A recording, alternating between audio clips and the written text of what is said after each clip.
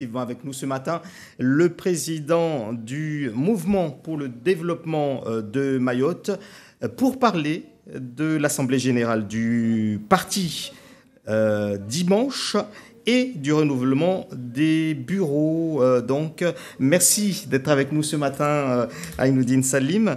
Est-ce que vous êtes candidat à votre propre succession? Tout d'abord, bonjour. Les conditions pour être candidat aux élections, il fallait m'envoyer un courrier. Donc, je ne me suis pas envoyé un courrier à moi-même, bien sûr. Et le comité directeur sera, bien sûr, se positionnera demain. Si les gens veulent que je revienne, ils me le demanderont. Mais est-ce que vous avez envie d'y aller?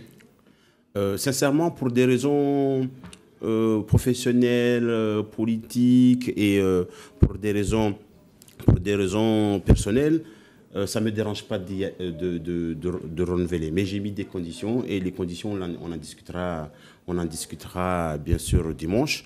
Mais sincèrement, entre nous, je ne me suis pas envoyé un courrier à moi-même pour me dire que je suis candidat. Est-ce que comment est-ce que vous jugez du coup les 3 années que vous avez passées à la tête de la présidence du MDM? Est-ce que vous avez réussi ou échoué à votre mission? Est-ce que c'est un bilan positif ou pas? Mais 3 années passionnantes. Et je pense que ces 3 années nous ont beaucoup amené, ont recréé un dynamisme dans le parti MDM.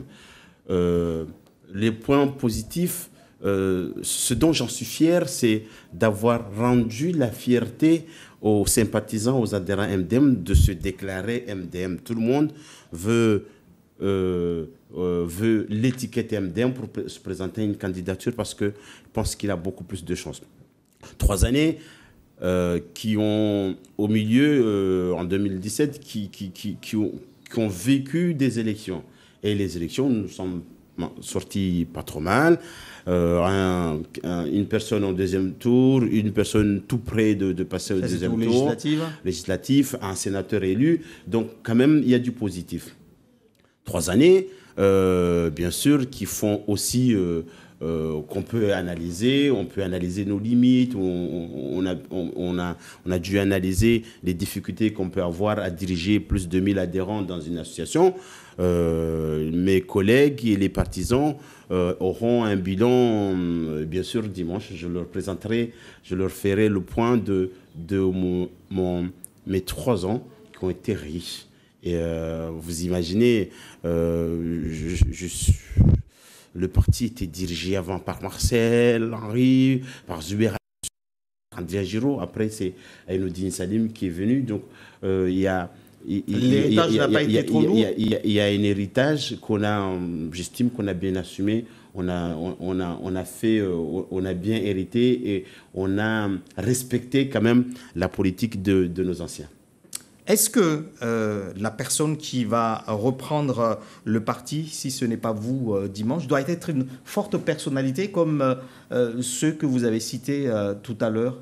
Non, je pense que manager un groupe, il n'y a pas besoin d'une grosse personnalité qui impose. On n'a pas besoin de... Voilà.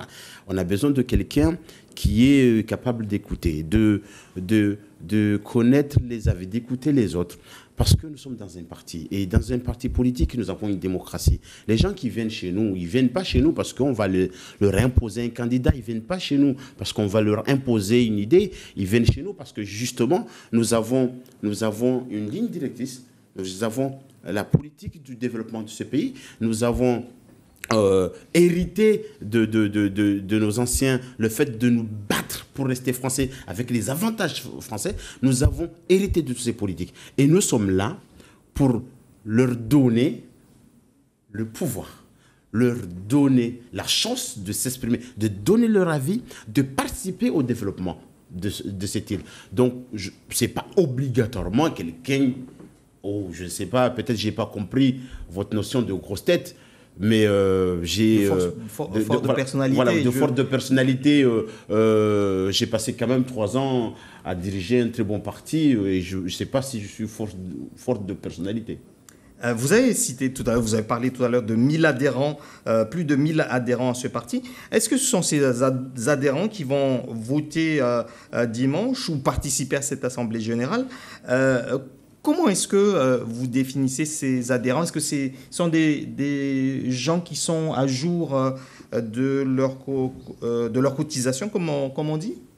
Oui, en tout cas, j'invite tous les sympathisants et les adhérents du parti à se rendre à Bandrélé dimanche 9h pour, au cas où ils ne peuvent pas voter, parce que nous avons des tests qui définissent qui peuvent voter ou prendre part aux grandes décisions, mais au moins pour être témoin de ce qui va se passer et pour vivre. Dimanche, nous serons peut-être il n'y aurait même pas d'élection s'il n'y a pas de quorum, s'il y a plein de si. Il faut qu'on respecte quand même nos tests. Nous sommes garants d'une démocratie, nous devons la respecter. Donc, quand je vous dis, nous avons un parti... Le quorum, il faudrait combien de personnes présentes? 35 35, non, pas 35. Sur 1000 non, pas 35 sur 1000, c'est 35 sur 70 grands électeurs. D'accord. Voilà, comité directeur. Voilà, donc il faut 35 personnes sur 70 grands électeurs. Mais toute personne qui vient là, il peut participer. C'est une assemblée générale. Ils vont pouvoir participer à l'assemblée générale. Et je les invite bien sûr à venir pour en être au moins témoins.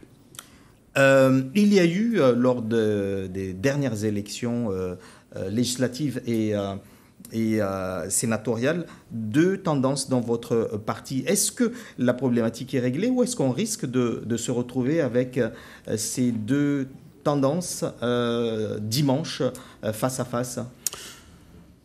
Non, je pense que c'était tout à fait normal et c'est tout à fait honorable quand on est plusieurs dans une famille de temps en temps d'avoir des opinions et d'avoir des opinions qui ne sont pas divergentes dans la politique parce que nous voulons tous le développement de cette île. Ils sont peut-être parfois divergentes dans la manière, ainsi de suite. Nous aurons, et c'est tout le travail que nous avons fait depuis 2-3 ans, c'est de faire en sorte que le parti MDM ne se disloque pas comme le MPM s'est disloqué en 3-4 branches. Parce que ça serait une erreur, ça serait la mort certain du MDM, Mouvement pour le développement de Mayotte. Donc notre travail, c'est que chacun prenne ses responsabilités et qu'on puisse se poser et se dire l'intérêt de chacun, l'intérêt que nous tous, nous enlevons nos intérêts au profit de l'intérêt de Mayotte. Et le MDM n'a d'existence que la bataille pour le développement de Mayotte et non pour l'intérêt de chacun.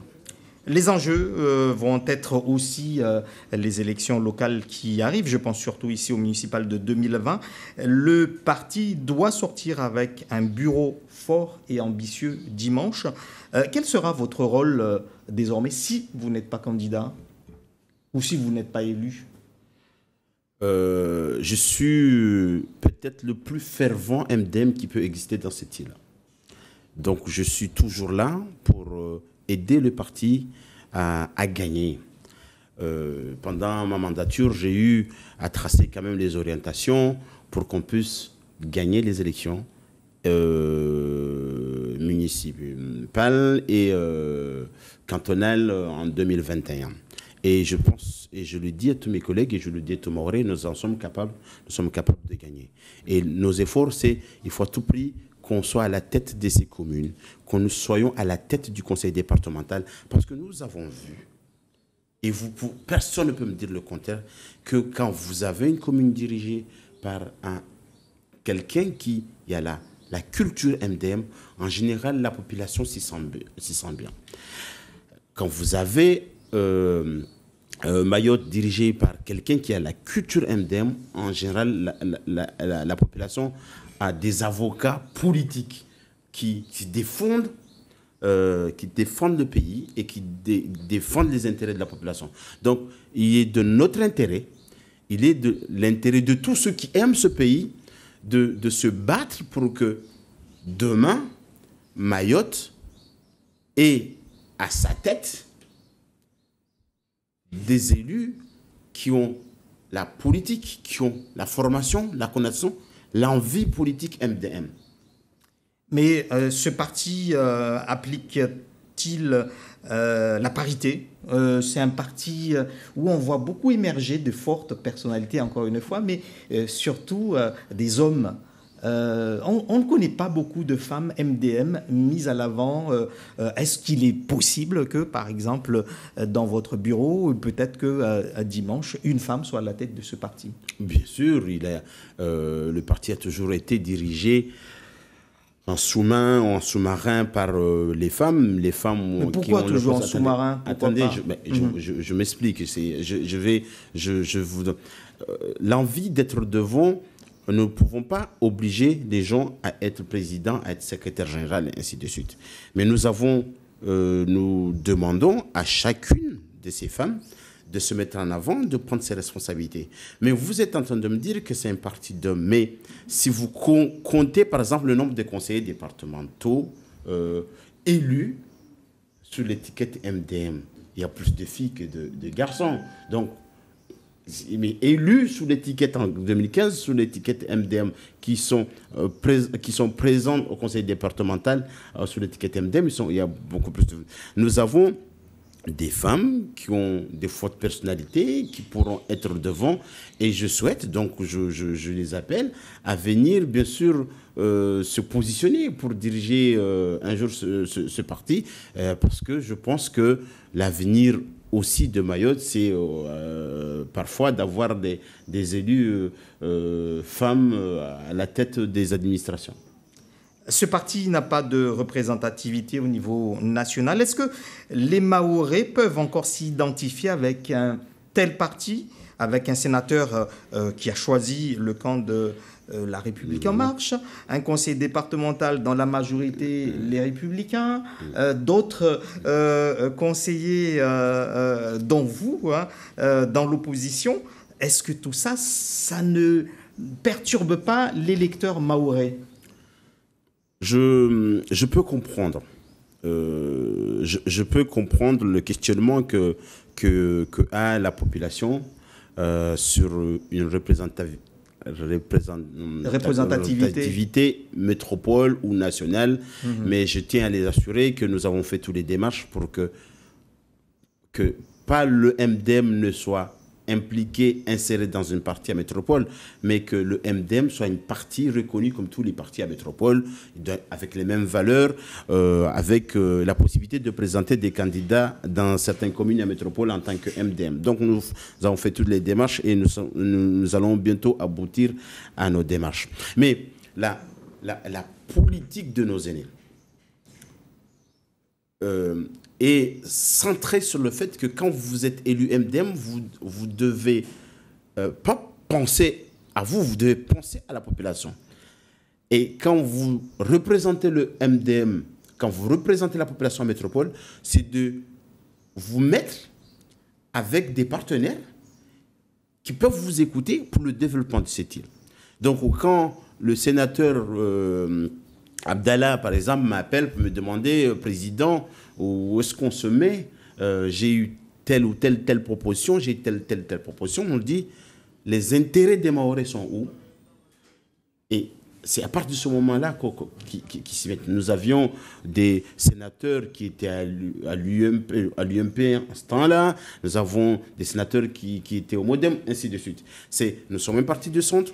Nous devons savoir nous associer avec des camarades à métropole afin de justement aider au développement de Mayotte.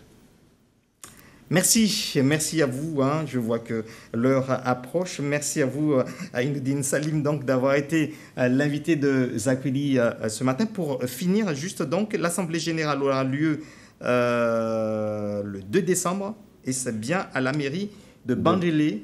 Donc, c'est bien à la mairie de Bandrélé et j'invite toute la population à s'y rendre à partir de 8h.